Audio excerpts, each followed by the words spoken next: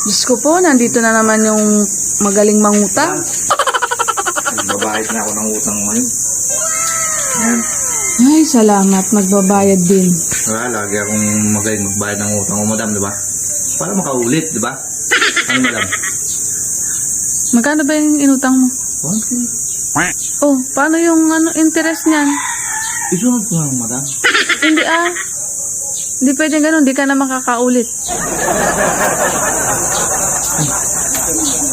Basta hindi ka na makakaulit. Akin na. Magaling ako magbayad ng utang, madam.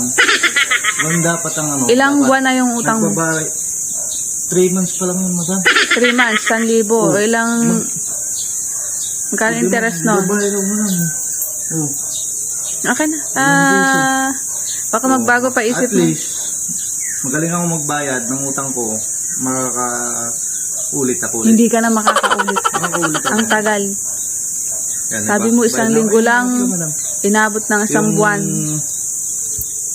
Gusto mo mamaya na 45? Tubo niya.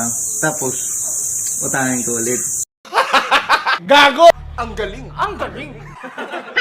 Aba, Siyempre, hindi ganun talagang umuutang, madam.